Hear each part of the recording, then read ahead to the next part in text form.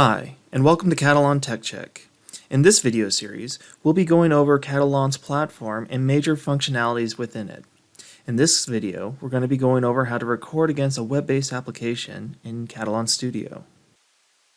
To do this, we have a brand new project with a new test case. This test case has no steps already generated for us, so let's actually populate it by going into our recording session. In the recording session, we're asked a couple of questions. First off, where do we want to start this recording session under? In this case, we're going to be targeting a web-based healthcare application where we're going to be establishing an appointment with a doctor.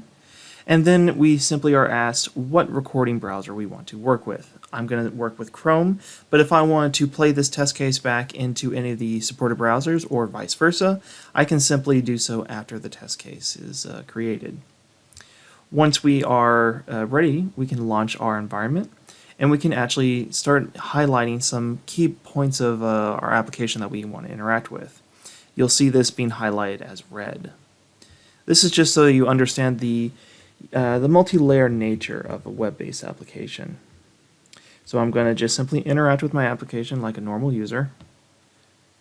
And then I'm going to simply go through a wide range of different UI elements like drop-down lists, some checkboxes, some radio buttons, some dynamic in nature objects, and also text boxes as well.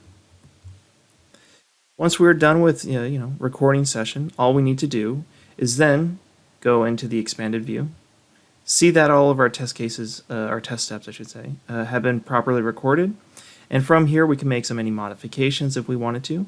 But once we're satisfied with that, we simply save the script.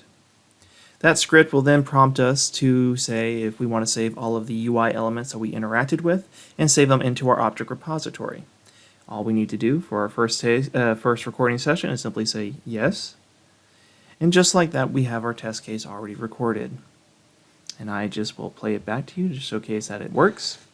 And we'll launch the environment and go through each of those test steps that we just recorded.